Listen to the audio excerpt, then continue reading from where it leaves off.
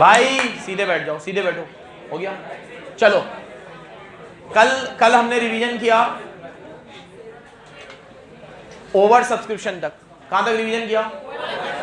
मैंने आपको कहा हम लोग जब बेसिक एंट्री करते हैं, सुनो, बेसिक एंट्री करते हैं, किसी को भी शेयर इशू करते हैं तो पहले 8 एंट्री करते हैं।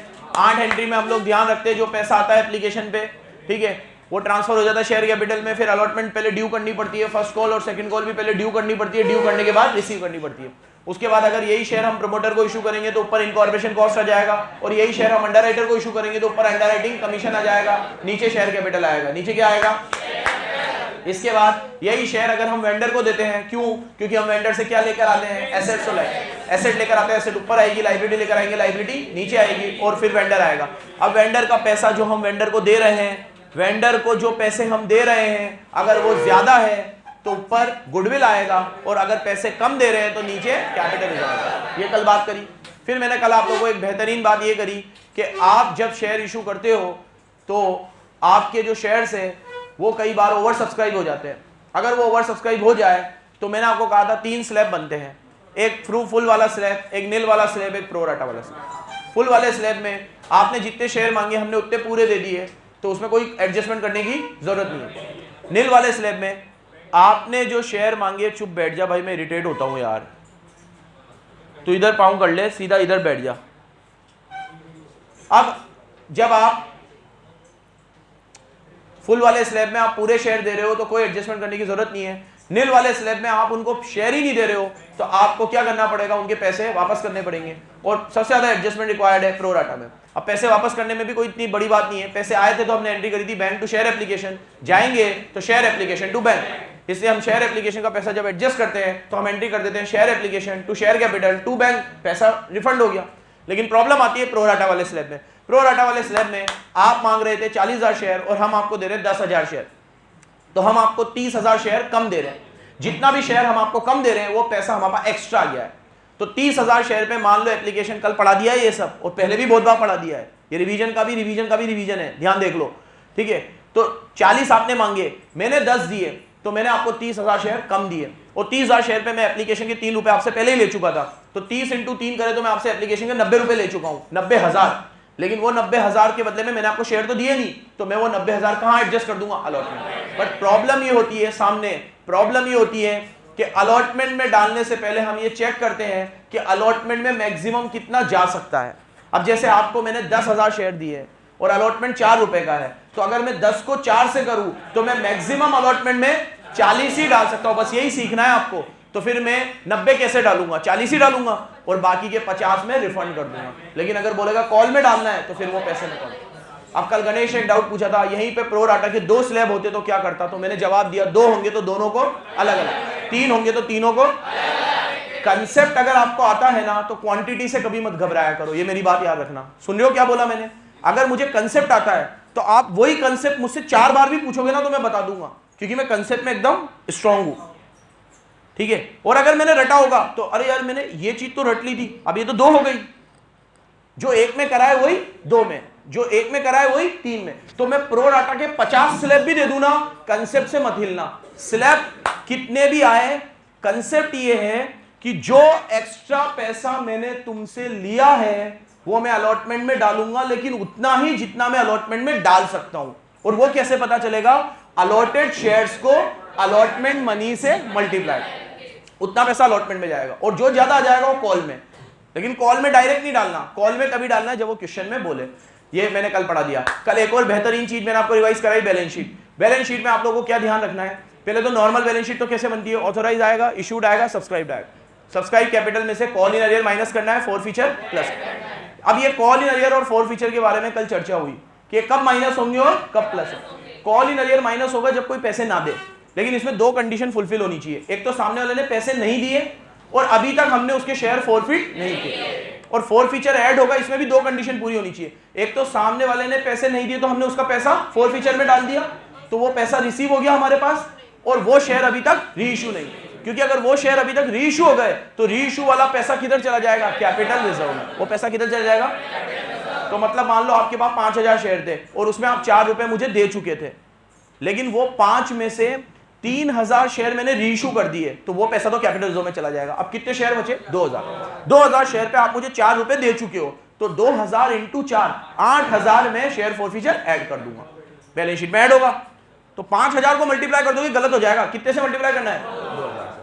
सेम ऐसे ही कॉल इन अरियर में 10,000 लोग ऐसे थे जिन्होंने मुझे पैसे नहीं दिए, लेकिन उसमें से 8000 के शेयर तो मैंने जब्ती कर लिए, लेकिन 2000 के शेयर अभी तक मैंने जब्त, तो वो जो कॉल इन अरियर माइनस होगा ना, उसमें 2000 शेयर लेने, पूरे 10,000। बस इतनी सी बात याद रखनी है कि कॉल इन अरियर में लेस उन वाले शेयर्स को करना है जिन्होंने पैसे नहीं दिए और उनके शेयर भी फॉरफिट नहीं हुए, और फॉरफीचर में ऐड वो वाला अमाउंट करना है जिन्होंने पैसे दे दिए लेकिन उनके शेयर अभी तक रीइश्यू, फॉरफिट तो हो गए लेकिन अभी तक, ये बात याद रखोगे। और जब आप बैलेंस शीट की शुरुआत करोगे तो उसमें जो नंबर ऑफ शेयर लोगे उसमें भी आपको 3 बातें याद रखनी है। जो टोटल शेयर है वो लो, फॉरफीचर वाले माइनस करो, रीइश्यू वाले ऊपर, नंबर ऑफ शेयर ही गलत हो जाएंगे नहीं तो। जैसे आपके 8 लाख शेयर है, अब वो बोलेगा 2000 ने पैसे नहीं दिए, 1000 ने पैसे नहीं दिए, 1000 के हमने शेयर, कुछ भी मत पढ़ो, कुछ भी, बस ये पढ़ो कितने शेयर है? 8 लाख, उसमें से फॉरफिट कितने हुए? 40,000, तो माइनस कर दो 40,000, उसमें से रीइश्यू कितने हुए? 30,000, तो प्लस कर दो 30,000, तो 8 लाख माइनस 40,000 प्लस 30,000, 790 आ गया। कितना आ गया?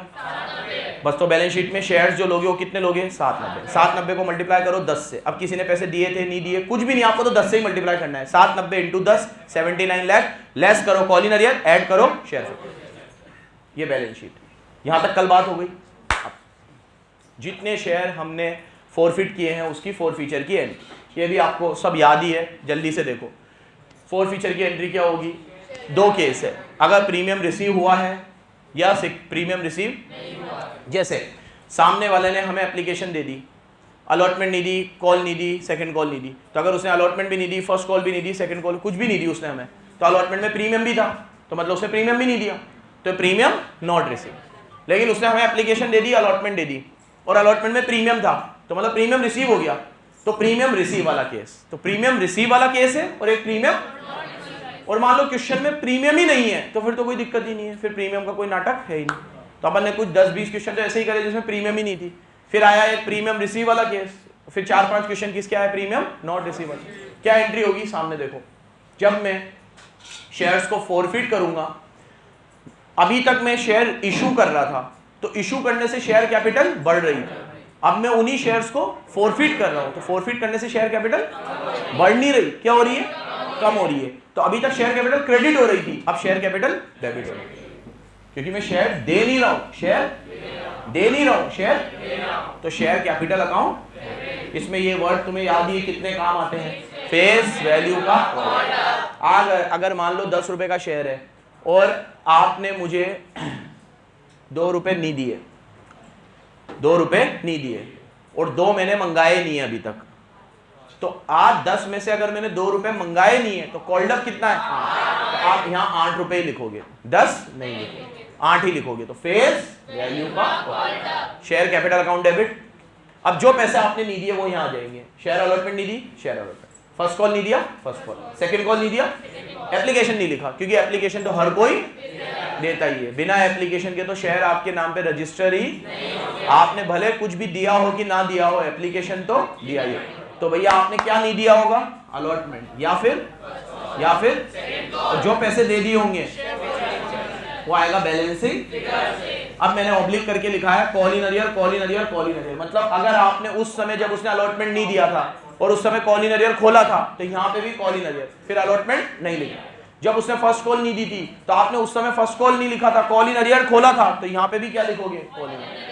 तो भैया ऑब्लिक करके दोनों बातें लिख दी। अगर वहां कॉल इन अरियर खोला था तो यहाँ कॉल इन अरियर बंद करना है, वहां खोला ही नहीं था तो यहाँ बंद करने की जरूरत, बस यहाँ जो पैसे नहीं दिए वो आ जाएंगे, अलॉटमेंट, फर्स्ट कॉल, सेकंड। याद रखोगे। मान लो उसने एप्लीकेशन और अलॉटमेंट दोनों दे दी, तो फिर यहाँ सिर्फ क्या आएगा? First call. उसने एप्लीकेशन भी दे दी, अलॉटमेंट भी दे दी, फर्स्ट कॉल भी दे दी, तो यहाँ सिर्फ क्या आएगा? Second call. और जो पैसा दे दिया वो आगे बढ़ू। अब जब प्रीमियम नॉट रिसीव का केस हो, प्रीमियम रिसीव के केस में एंट्री नॉर्मल तरीके से हो जाएगी। इस पूरी एंट्री में तुम्हें प्रीमियम दिखा कहीं? डेबिट में, क्रेडिट में, कहीं भी दिखा? यहां शेयर कैपिटल में भी फेस वैल्यू लिए, फेस वैल्यू मतलब 10 रुपए। प्रीमियम अगर 2 है तो 2 तो लिया ही नहीं है मैंने। तो प्रीमियम रिसीव के केस में उसे इग्नोर कर देना है, उसको ना डेबिट करना है ना क्रेडिट करना है, क्योंकि प्रीमियम अगर रिसीव हो चुकी है तो वो पैसा आप 5 जगह यूज कर सकते हो, थ्योरी में पढ़ा है। P square B square D, premium on redemption right of करने में, प्रीलिमिनरी एक्सपेंसेस बायबैक करने में, बोनस देने में। B स्क्वायर मतलब बायबैक बोनस, और डिस्काउंट राइट ऑफ करने में। याद करा रखा है सेक्शन 52 लकी नंबर, ठीक है। कहां लिखी हुई है ये बात? सेक्शन 52। अब सुनो, जब प्रीमियम का पैसा 5 जगह यूज होगा, तो अगर मैंने प्रीमियम रिसीव कर ली और मैं यहां प्रीमियम भी ले लूंगा, तो वो रिसीव वाला पैसा कहां चला जाता है? Four feature. और अब तो तुम पूरा चैप्टर ही पढ़ चुके हो, फोर फीचर का पैसा बाद में कहां जाएगा? Capital reserve. तो प्रीमियम का पैसा भी कहां चला जाएगा? कैपिटल रिजर्व में। और कैपिटल रिजर्व का पैसा तो कहीं भी यूज कर सकता हूं, तो सेक्शन 52 का क्लियर कट कॉन्ट्रावेंशन हो जाएगा। इसलिए हम प्रीमियम को रिसीव के केस में लेते ही, लेकिन अब रिसीव ही नहीं हुई है तो डेबिट करनी पड़ेगी, क्योंकि पहले हमने क्रेडिट करी थी। आज मान लो अलॉटमेंट पे प्रीमियम आएगी, तो हम एंट्री करते हैं share allotment debit to share capital to SPR, तो उस समय हमने एसपीआर को क्रेडिट कर रखा है, तो हमें लगा आ जाएगी, लेकिन सामने वाले ने तो प्रीमियम पे ही नहीं करी। तो जब उसने प्रीमियम पे ही नहीं करी, तो उन पैसे को डेबिट तो करना पड़ेगा ना, क्योंकि अकाउंट क्रेडिट से खुला है। हमें लगा वो दे देगा, उसने तो दिया ही नहीं, तो वो पैसे को हम क्या कर देंगे? डेबिट कर देंगे। नॉट रिसीव्ड है, लेकिन रिसीव है तो उसका कुछ भी नहीं कर। एक मिनट पॉज कर दो। हाँ, मजाक उड़ा रहा है? हाँ, मजे ले रहा है, मजे ले रहा है। चलो देखो इधर, अब ये देखो इधर, ये सारे पैसे जो, हाँ क्या बता रहा था मैं तुम्हें? प्रीमियम अगर रिसीव ही नहीं हुई तो उस प्रीमियम को भी क्या करना पड़ेगा? डेबिट। बाकी एंट्री सेम है। शेयर कैपिटल डेबिट, अलॉटमेंट नहीं दिया, अलॉटमेंट, फर्स्ट कॉल नहीं दिया, फर्स्ट कॉल, सेकंड कॉल नहीं दिया, सेकंड कॉल, और जो पैसा आ चुका है वो शेयर फॉरवर्ड। इसमें बच्चों का एक बेसिक डाउट आता है, वो सुन लो। क्या डाउट आता है? कि सर मान लो अगर प्रीमियम 2 रुपए की थी और अलॉटमेंट 3 का था, मतलब टोटल 5 रुपए थे, तो आपने यहाँ 2 रुपए डेबिट कर दिए। अब जब आप अलॉटमेंट लोगे तो 3 रुपए लोगे कि 5 रुपए लोगे? पूरे 5 रुपए आएंगे, क्योंकि उसने तो पूरे 5 नहीं दिए ना। तो सर आपने फिर अलॉटमेंट प्रीमियम ऊपर भी डेबिट किया। प्रीमियम डेबिट करने का लॉजिक अलग है। क्या लॉजिक है? जब हमने प्रीमियम ड्यू किया था तो हमने उस समय उसे क्रेडिट किया था 2 रुपए को, तो वो 2 रुपए जबरदस्ती क्रेडिट हो रहे हैं, पैसा तो आया ही नहीं है, तो हमने वापस डेबिट कर दिया, वो जैसा का तैसा हो गया। सेम ऐसे ही जब हमने अलॉटमेंट भी ड्यू किया था, तो हमने अलॉटमेंट में उस समय 5 रुपए डाले थे, क्योंकि हमने एंट्री ये करी होगी, शेयर अलॉटमेंट डेबिट 5 रुपए टू शेयर कैपिटल 3 रुपए टू सिक्योरिटी प्रीमियम 2 रुपए। तो शेयर कैपिटल डेबिट हो गया 3 रुपए से, सिक्योरिटी प्रीमियम डेबिट हो गया 2 रुपए से, तो वो उस समय क्रेडिट हुए थे, आज डेबिट हो गए। और अलॉटमेंट उस समय 5 रुपए से डेबिट हुआ था, आज 5 रुपए से क्रेडिट हो गए। तो दीज आर रिवर्सल्स।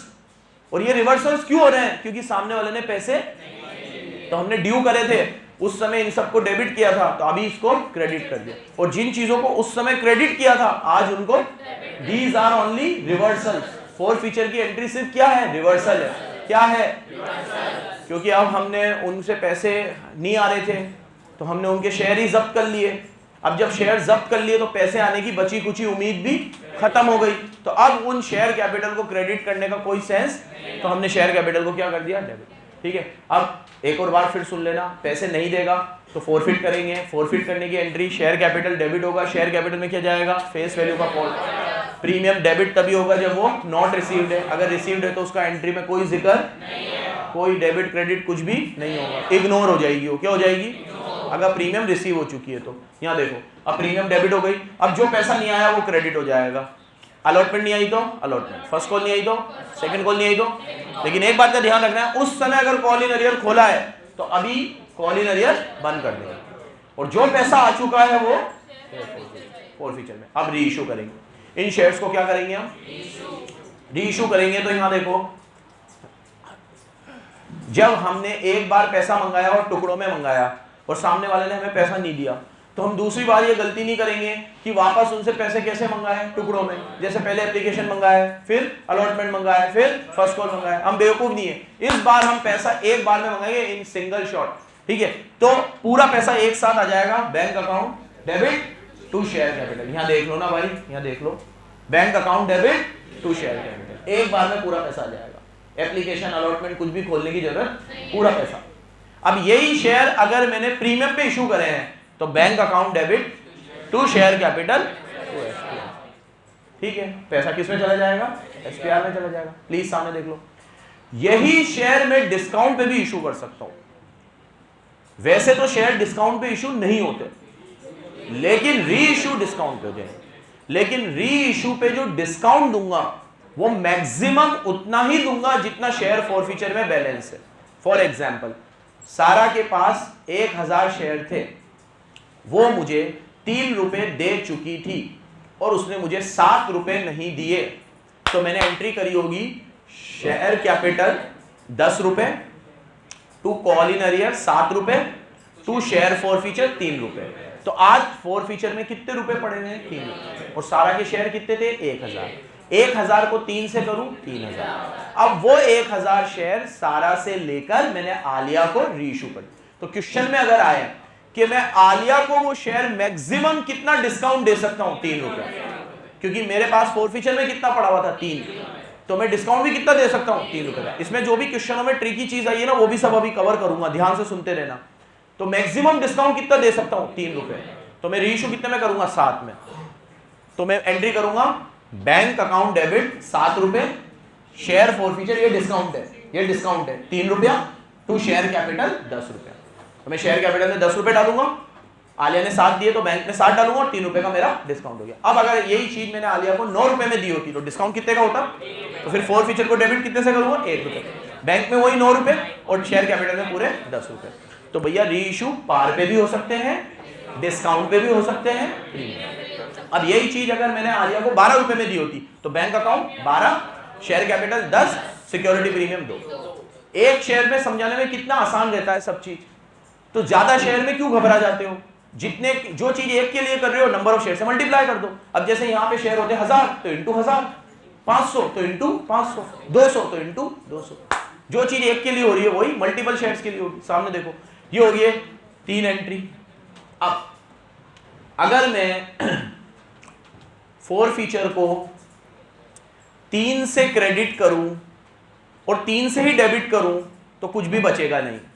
लेकिन आलिया को वो शेयर मैंने 9 रुपए में दिए होते तो इसको डिस्काउंट दिया 1 रुपए का, और मेरे पास फॉरफीचर में 3 रुपए पड़े हुए थे, तो 3 में से अगर 1 का डिस्काउंट दे दूं तो स्टिल 2 रुपए बचेंगे। तो वो 2 रुपए कहां चले जाएंगे, तो एंट्री होगी share forfeiture to capital reserve. बचेंगे तो जाएंगे, बचे ही नहीं तो, जैसे 3 रुपए इससे लिए और डिस्काउंट भी पूरे 3 रुपए का दे दिया, तब कुछ भी नहीं।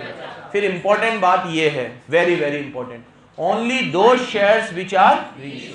मतलब 1000 में से अगर मैंने आलिया को 700 शेयर ही रीइश्यू किए होते तो कैपिटल रिजर्व में 700 शेयर का ही पैसा जाएगा, 1000 शेयर का पैसा 300 शेयर का तो बैलेंस शीट में ऐड होगा ना। यही तो पढ़ाया अभी कि जो शेयर रीइश्यू नहीं होते उनका पैसा बैलेंस शीट में ऐड होता है, जो शेयर रीइश्यू। अब पूरी गणित समझ लो, इसके 3 रुपए में खा गया, 1000 शेयर पे 3 रुपए, 3000, लेकिन रीइश्यू 700 ही करे हैं, तो 3000 को डिवाइड करूंगा 1000 से, वही 3 आएगा, इंटू करूंगा 700 से, तो 700 इंटू 3 कितने हुए, 2100। कैपिटल रिजर्व में कितना जाएगा, 2100, और 900 बचे तो वो 900 रुपए बैलेंस शीट में ऐड होंगे, वो 900 रुपए।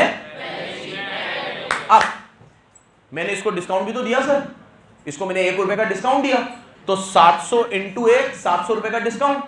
तो अभी जब आपने डिवाइड किया था तो 2100 आया था, तब आप 2100 नहीं डाल सकते क्योंकि 700 का तो आपने डिस्काउंट दे दिया। तो 2100 में से 700 माइनस करेंगे, 1400 डालेंगे। कितने डालेंगे, तो अब सिमेट्री क्या बेटी, 1400 कैपिटल रिजर्व में चला गया, 700 डिस्काउंट देने में चला गया, 1400 और 700 2100, और आए 3000 थे तो 900 रुपए बैलेंस शीट में ऐड हो जाएंगे। एक एक खाता जो खुलेगा वो बंद भी होगा। क्रेडिट से खुला था फॉरफीचर क्रेडिट से खुला था, किससे खुला था, क्रेडिट से, तो ये डेबिट से, फॉरफीचर यहां भी डेबिट हुआ है और यहां भी, और बैलेंस शीट में भी एक तरीके से डेबिट ही हुआ है क्योंकि ऐड हुआ है आपका। और सर ऐड हुआ है तो डेबिट कैसे हुआ है, शेयर कैपिटल कहां आती है, लायबिलिटी साइड, ठीक है, और आप उसका वर्किंग नोट वहां बना रहे हो और उसके क्रेडिट का बैलेंस है और आप उसको क्या कर रहे हो, ऐड कर रहे हो, तो क्रेडिट के अंदर ऐड हो गया वो आपका बैलेंस। तो एक तरीके से जो अकाउंट जैसे खुला था, क्रेडिट का, शेयर फॉरफीचर क्रेडिट से खुला है और आपने उसे डेबिट करना है, ठीक है, और शेयर कैपिटल, बहुत टेक्निकल चीज समझा रहा हूं तुम्हें, शायद तुम्हारे लेवल से ज्यादा थोड़ी अब भी हो, कुछ ही बच्चों को समझ आएगी, सबको नहीं आएगी और समझने का भी नहीं है सबको, जिसको आ जाए। शेयर कैपिटल लाइबिलिटी है, लाइबिलिटी के बैलेंस क्रेडिट होते हैं। यहां शेयर फॉरफीचर क्रेडिट हुआ है 3000 से और 2100 से डेबिट हो चुका है, 1400 इधर 700 इधर, तो अभी भी 900 बचे हैं।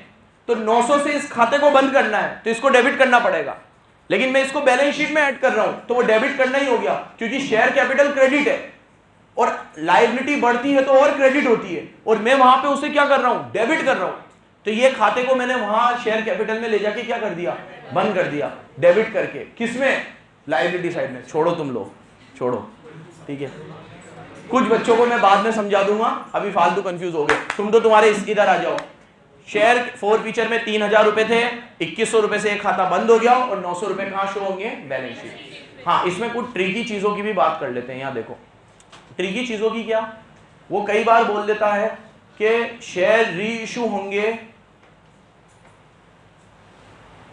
8 रुपए में और आगे लिख देता है फुली पेड अप। तो फुली पेड अप का क्या मतलब है कि अब ये चीज 10 की है, लेकिन हमने आपको कितने में दे दी, तो 2 रुपए का डिस्काउंट। और अगर मैं आपको ये लिख दूं कि 10 रुपए की चीज है 8 में दी है और पहले भी कॉल्ड अप 8 थे, तो अभी भी कॉल्ड अप कितने मानने हैं, 8। तो आपको ये मानना है 8 की चीज मैंने आपको 8 में ही दी है, 2 रुपए का डिस्काउंट। फिर सुन लो क्या है, देखो जो शेयर फॉरफिट हुए ना, उस पर 2 रुपए की कॉल अभी नहीं मंगाई थी, तो 10 की शेयर है, 2 की कॉल अभी नहीं मंगाई है, तो कॉल्ड अप कितना चल रहा है, 8। अब मैं आपको ये बोल दूं कि ये रीइश्यू भी 8 में हुआ है और फुली पेड अप ना लिखूं तो पहले भी 8 का था और रीइश्यू भी 8 में हुआ है, तो डिस्काउंट इज 0। बैंक में 8 डाल देना, शेयर कैपिटल में 8 डाल देना, फॉरफीचर में कुछ भी, लेकिन पहले ये 8 का था और मैं लिख दूं कि रीइश्यू 8 में हुआ है और आगे लगा दूं फुली पेड अप, तो मतलब ये 10 रुपए फुली पेड अप हो गया। तो मैं शेयर कैपिटल में पूरे 10 डालूंगा, बैंक में 8 डालूंगा और 2 रुपए डिस्काउंट में डालूंगा। ये फुली पेड अप शब्द का खास ध्यान रखना। एक बार फिर सुनो, पहले अगर कॉल्ड अप 8 था और री इशू भी 8 में कर दूं तो 8 का कंपैरिजन 8 से ही होगा, नो डिस्काउंट नो प्रीमियम। लेकिन मैं ये लिख दूं कि पहले कॉल्ड अप 8 था और अभी री इशू 8 में हो रहा है और आगे लगा दूं फुली पेड अप, मतलब अब 8 का कंपैरिजन 10 से होगा, क्योंकि फुली पेड अप है ना। तो पहले की चीज कितने की थी, 8 की, ठीक। अरे पहले ये चीज कितने की, फुली पेड अप मतलब 10 की हो गई और री इशू कितने में कर रहा हूं, 8 में, तो 10 की चीज कितने में दे रहा हूं, 8 में, तो 2 रुपए का क्या आएगा, डिस्काउंट। एक तो ये ट्रिकी चीज। एक और, कई बार वो क्वेश्चन में तुम्हें ये दे देगा कि 1000 शेयर फॉरफिट हुए सारा के, 700 शेयर आलिया को री इशू हुए, लेकिन ये बताएगा नहीं कि कितने में री इशू हुए, और बोल देगा इन सच अ वे कि इतना पैसा कैपिटलिज्म में चला जाएगा। तो बोल देगा कि 2100 रुपए कैपिटलिज्म में चले जाएंगे। तो मुझे याद रहना चाहिए कि 2100 रुपए कैपिटलिज्म में जा रहे हैं, तो कैपिटलिज्म में तो वही शेयर का पैसा जाता है जो री इशू होते हैं, ठीक है। तो इसका मतलब 3000 रुपए थे, है ना, और उसमें से 2100 रुपए ही कैपिटलिज्म में जा रहे हैं, तो बाकी के 900 रुपए का क्या है, डिस्काउंट है। तो आप फॉरफीचर में कितने डाल दो, 900, और शेयर कैपिटल में तो पूरे ही जाते हैं। 10 रुपए का शेयर है तो 1000 इंटू 10 3000, तो 3000 शेयर कैपिटल में जाएंगे, 900 रुपए डिस्काउंट में जाएंगे, तो 2100 रुपए बैंक में जाएंगे। तो उल्टा चलना है। फिर कैसे चलना है, उल्टा चलना है। कैपिटलिज्म का अमाउंट दे देगा वो हमें, तो हमें ये देखना है कि कैपिटलिज्म में वही पैसा जाता है जो री इशू होते हैं। तो अगर 2100 रुपए री इशू कैपिटलिज्म में जा रहे हैं और जाने चाहिए पूरे 3000, तो बाकी के 900 कहां गए, तो 900 का हमने क्या दे दिया, डिस्काउंट, ठीक है। और क्या चीज इसमें काम आती है, बस बाकी तो अभी इंपॉर्टेंट क्वेश्चंस देखेंगे, उसमें देखेंगे। ये सारे कंसेप्ट रिवाइज कर लिए हमने, एक बचा बस फॉरफीचर एंड ओवर सब्सक्रिप्शन। उसमें हमें 3 स्टेप ध्यान रखनी है, वो भी सुन लो, फिर छोड़ रहा हूं। अगर सीधा बैठ राफे, सीधा बैठ, अगर कोई बंदा हमें पैसे ना दे और वो बिलोंग करता है कौन से स्लैब से, प्रोराटा, तो अभी मान लो ये 50,000 शेयर थे और इनको मैंने कितने शेयर दे दिए। अब इसमें एक बंदा था जिसने अप्लाई किया था कितने शेयर के लिए, 5000 शेयर के लिए अप्लाई किया था, और इसने हमें अलॉटमेंट पे, फर्स्ट कॉल भी पे, तो इसमें प्रॉब्लम क्या आएगी कि अगर इसने अप्लाई 5000 के लिए किया था तो इसको अलॉट 5000 थोड़ी होंगे, अप्लाई 5000, तो पहले इसके क्या निकालने पड़ेंगे, ये तो निकालने ही पड़ेंगे अलॉटेड। तो अलॉटेड निकालने के लिए अलॉटेड ऊपर कितने 40, अप्लाइड नीचे 50 इनटू नंबर ऑफ शेयर। तो 5000 से 50000 10 बार कटेगा और 0 से 0, तो कितने शेयर आएंगे। अलॉटेड तो निकालने ही है क्योंकि सारी एंट्री अलॉटेड से होती है, अप्लाइड से। वो मांग रहा था हमसे 5000, हमने दिए थोड़ी है, हमने उसे कितने दिए हैं 4000, तो वो 5 मांग रहा था, हमने 4 दिया। अब यहां से वर्किंग नोट समझ लो तुम क्यों बन रहा है, पहले तो ये समझो। अगर मैं ये देखूं कि वो 5 मांग रहा था, मैंने 4 दिए, तो मैंने उसे 4000 शेयर दिए और उसने मुझे ना तो अलॉटमेंट दी ना फर्स्ट कॉल। मान लो इस क्वेश्चन में एप्लीकेशन होती 3 रुपए की, अलॉटमेंट होती 4 रुपए की और फर्स्ट कॉल होती 3 रुपए की। इस बंदे ने मुझे एप्लीकेशन तो दे दी लेकिन अलॉटमेंट पे और फर्स्ट कॉल भी पे। तो प्राइमा फेसी मुझे ये समझना है मैं वर्किंग नोट क्यों बनाता हूं, नहीं तो आप लोग फिर ये थोड़ी लिखा हुआ आएगा कि ये 55 के बाद वाले क्वेश्चन है इसमें वर्किंग नोट बनेगा, ऐसा या रेड कर दे या ब्लू कर दे, क्वेश्चन में तो एक आएगा। वर्किंग नोट क्यों बना रहे हो ये समझो। देखो ये बंदा जो डिफॉल्टर है ये कौन से स्लैब में था।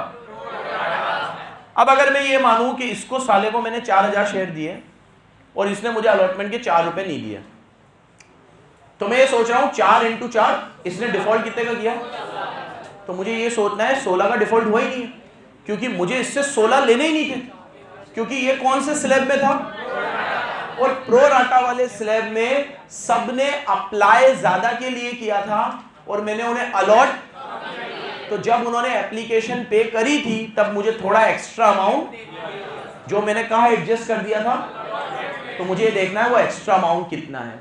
तो वो कैसे निकालूंगा मैं, पहले तो मैं अलॉटेड शेयर निकालूंगा, फिर मैं निकालूंगा एक्सेस मनी। क्या निकालूंगा, यहां देखो वो मांग रहा था 5000 शेयर, बात बोर्ड पे देखो बेटा, वो मांग रहा था 5000 शेयर, हमने उसे दिए 4000 शेयर, 1000 शेयर हमने उसे कम दिया, उस पे वो हमें क्या दे चुका था, एप्लीकेशन, जो कितने रुपए की है, तो उसके 3000 रुपए हमारे पास पहले से पड़े हुए थे, क्योंकि फिर देखो वो मांग रहा था 5000, हमने कितने दिए 4000, वो मांग रहा था 5000, हमने कितने दिए, हमने उसे 1000 शेयर, वो 1000 शेयर पे वो हमें क्या दे चुका था, उसने डिफॉल्ट किस पे किया है और किस पे किया है, लेकिन एप्लीकेशन तो दे चुका था ना, तो अब एप्लीकेशन पे वो हमें 3000 रुपए दे चुका था। अब हम देखेंगे कि अलॉटमेंट ड्यू कितने से करनी है, 4000 शेयर है, अलॉटमेंट 4 रुपए की है, तो हम उससे मांग रहे थे कितने 16, वो ऑलरेडी दे चुका है, तो हमारा डिफॉल्ट कितने का हुआ। तो मैं सोच रहा था मुझे उससे 16 लेने हैं, मुझे उससे 16 लेने ही नहीं है, मुझे उससे सिर्फ 13 लेने हैं। कितने लेने हैं, ये बात हमने करी, एकदम सिंपल है, क्लियर है। अब जब उससे कॉल मंगाऊंगा तो 4000 शेयर है, कॉल 3 रुपए की है, 4 × 3 12 ही लेने।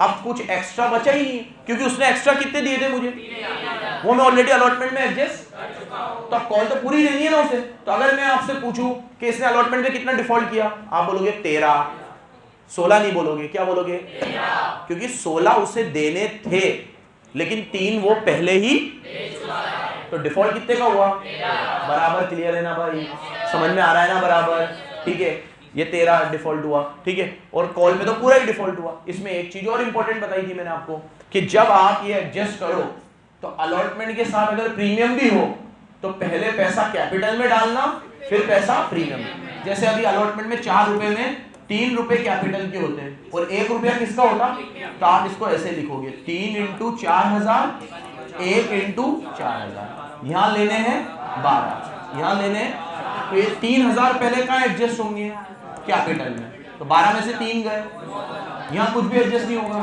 तो 4 का नोट 4 को जोड़ोगे तब भी, और 16 में से 3 जाते तब भी, लेकिन आपको लास्ट में समझ में आ गया था कि ऐसा, क्योंकि अगर मान लो यहाँ एक्स्ट्रा 3000 की जगह 13 होता तो मैं यहाँ पे कितना एडजस्ट करता, सिर्फ 12, और यहाँ कितना करता 1, तो यहाँ पे तो डिफॉल्ट आता 0 और यहाँ डिफॉल्ट आता 1000 का, अरे 4 में से 1 गए 3000 का, उससे फर्क क्या पड़ता, अभी अभी समझाया है।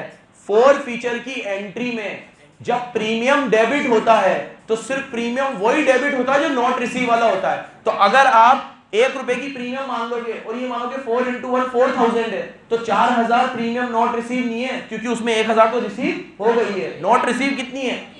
तो सिर्फ वो एक एंट्री के चक्कर में अपन ये करते हैं। अगर आप देखो इधर, फिर बोल रहा हूं, अगर 16000 मुझे उससे लेने थे प्रीमियम मिला के, 13 वो दे चुका है, तो भी डिफॉल्ट कितना आता? 3 ही आता। ये पागलपन है ना भी करता, डिफॉल्ट का अमाउंट चेंज नहीं होगा in any case, but premium वाली एंट्री में, 4 फीचर वाली एंट्री में गड़बड़ कर दोगे, क्योंकि 4 फीचर, फिर सुन लो, 4 फीचर में वही प्रीमियम डेबिट होती है जो नॉट रिसीव वाली होती है। कौन सी वाली होती है? तो आप ये सोचोगे प्रीमियम, फिर सुन लो, आप ये सोचोगे प्रीमियम ₹1 की है, शेयर 4000 है, 4000 को 1 से करे 4000 नॉट रिसीव नहीं है। नॉट रिसीव कितने हैं? 3000, क्योंकि 1000 तो इधर से इधर एडजस्ट होगा। हमें हमेशा वर्किंग नोट में क्या ध्यान रखना है कि जो प्रीमियम रिसीव्ड है, अरे वर्किंग नोट में क्या ध्यान रखना है, जो भी एप्लीकेशन रिसीव हुई है उसे पहले एडजस्ट करेंगे कैपिटल में, फिर एडजस्ट करेंगे प्रीमियम में। ये वर्किंग नोट में हमें ध्यान रखना है, जहां प्रीमियम आ जाए।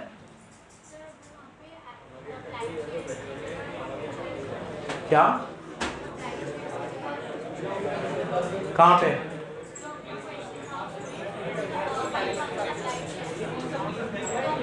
तो अलॉटेड की जगह अप्लाइड निकालते, क्यों रहता सेम? फिर अप्लाइड ऊपर आता, अभी अप्लाइड आता 50, अलॉटेड आता 40, नंबर ऑफ शेयर आते 4000, सेम ऐसे, ठीक है। चलो 5 थे, जितने भी थे। हाँ, ये वर्किंग नोट वाली चीज भी कर ली। ये हमने कल के और आज के लेक्चर में शो ऑफ शेयर का 0 से लेकर 100 तक हर एक कंसेप्ट देख लिया वापस से। पहले हमने बैलेंस शीट के बारे में देखा, बेसिक एंट्री पढ़ी, प्रोमोटर को शेयर देना, अंडरराइटर को शेयर देना, वेंडर को शेयर देना। उसके बाद अगर ओवर सब्सक्रिप्शन हो जाए, अंडर भूल गया कल में, वैसे तो क्या भूलने जैसी चीज है नहीं। अंडर में क्या करना है? सुनो, अगर मैं शेयर इशू करूं 50,000 और एप्लीकेशन 40 की आ जाए, तो उसमें कुछ भी नहीं करना, सारी एंट्री 40 से करना है, 50 को भूल जाना है। इसे क्या बोलते हैं? Under subscription. ओवर सब्सक्रिप्शन कल भी बताया, आज भी बताया, चेक कर लेना बराबर। और 4 फीचर और री इशू की एंट्री। और अगर डिफॉल्ट करने वाला प्रो राटा वाले स्लैब में हो, डिफॉल्ट करने वाला प्रो राटा वाले स्लैब में हो, तो क्या बनाना है? Working note. वर्किंग नोट कितनी स्टेप का बनेगा? 3। पहले अप्लाइड या अलॉटेड निकालने हैं, फिर एक्सेस, फिर डिफॉल्ट। अप्लाइड या अलॉटेड कैसे निकालना है? अगर अप्लाइड दे रखे हो तो अलॉटेड निकालने हैं, अलॉटेड दे रखे हो, सुनना, तो अप्लाइड निकालने हैं। निकालना कैसे? जो निकालना हो वो ऊपर लिखना है। जैसे अगर अप्लाइड निकालने हैं तो अप्लाइड ऊपर, अलॉटेड नीचे, into number of share. Allotted वाले शेयर निकालने हैं तो अलॉटेड ऊपर, अप्लाइड नीचे, इनटू नंबर ऑफ। ये अलॉटेड अप्लाई स्लैब वाले ले रहा हूं मैं। जैसे 50 को हमने कितने दिए? 40, तो इस वाले केस में 50 ऊपर, 40 नीचे, और इस वाले केस में 40 ऊपर, इनटू तो किससे होंगे? नंबर ऑफ शेयर किसके? डिफॉल्टर के, जिसने डिफॉल्ट किया। ये सब मगजमारी में किसके लिए कर रहा हूं? डिफॉल्टर के लिए, क्योंकि उसने मुझे पैसे, और वो बिलोंग कहां से करता था? प्रो राटा वाले से। धन्यवाद।